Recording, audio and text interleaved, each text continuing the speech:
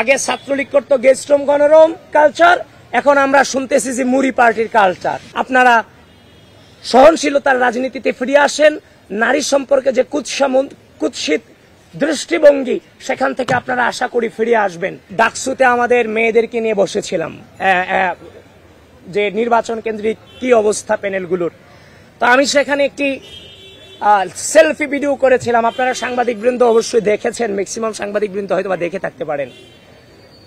অত্যন্ত আশঙ্কার বিষয়, সেখানে অনেকেই কমেন্ট করেছে, অনেকে না, কিছু সংখ্যক রিয়েল আইডি দিয়ে কমেন্ট করা হয়েছে যে রাতের রানী। পরবর্তীতে তার যখন ফেসবুক আইডি ঘাটতে গেলাম, গিয়ে দেখলাম সে লিখছে বাংলাদেশ জামাত ইসলামী জিন্দাবাদ।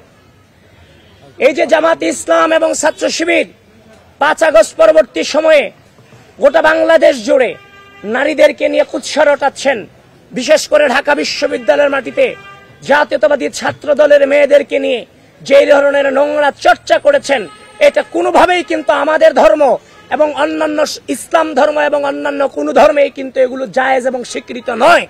সুতরাং ইসলামের নামে নারীদের বিরুদ্ধে যেই ধরনের অপপ্রচার আপনারা 5 আগস্ট পরবর্তী সময় এখনো পর্যন্ত অব্যাহত রেখেছেন, আপনাদেরকে করজোরে নিবেদন করছি, 5 আগস্ট পরবর্তী সময় আমরা ক্যাম্পাসগুলোতে শ্রদ্ধা এবং স্নেহের সমন্বয়ে একটি সহনশীল সহমর্মিতামূলক রাজনীতি চেয়েছি।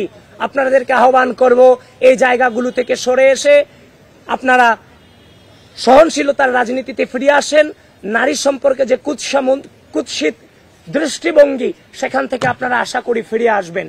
কারণ এটা প্রথম নয়, ঢাকা বিশ্ববিদ্যালয়ের আপনারা জেনে থাকবেন, ঢাকা বিশ্ববিদ্যালয়ের এই যে গ্রুপগুলোর নাম একটু আগে বলেছি, সেই গ্রুপগুলোতে ঢাকা বিশ্ববিদ্যালয়ে পোস্টার লাগানোর কারণে আমাদের মেয়েদেরকে নিয়ে মোনালিসা হেভি ফ্লো 15 পিস প্যাকেটের সাথে 8 পিসের একটি প্যাকেট একদম ফ্রি। রিয়েল আইডি দিয়ে ঢাকা বিশ্ববিদ্যালয় গ্রুপে যেই ধরনের নোংরা অপপ্রচার করা হয়েছে, ঢাকা বিশ্ববিদ্যালয় প্রক্টর বরাবর আমরা সেই তখন থেকেই ওই আইডিগুলো দিয়ে অভিযোগ দিয়েছি, কিন্তু ঢাকা বিশ্ববিদ্যালয় প্রক্টর এবং ঢাকা বিশ্ববিদ্যালয় প্রশাসন সেই ছেলেগুলোকে চিহ্নিত করতে পারলেও তাদের বিরুদ্ধে কোনো ব্যবস্থা গ্রহণ করতে পারেনি, যেটা এখনো পর্যন্ত বিদ্যমান আছে সেই ব্যবস্থা গ্রহণ না করার কারণে। তারপর 21 হল, জসিমউদ্দিন হল সহ অন্যান্য 71 হল সহ অন্যান্য সকল হল থেকে আমরা একটু আগে আমরা হলের প্যানেল নিয়ে বসেছি, আমরা অভিযোগ পেয়েছি আগে ছাত্রলীগ করতো গেস্ট রুম গণরুম কালচার, এখন আমরা শুনতেছি যে মুড়ি পার্টির কালচার।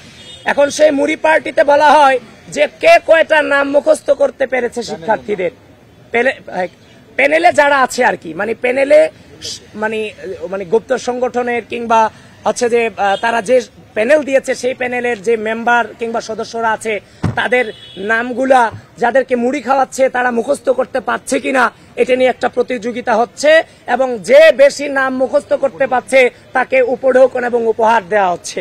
সুতরাং নির্বাচন খুব দুঃখ লাগে, আসলে হাসিও পায়।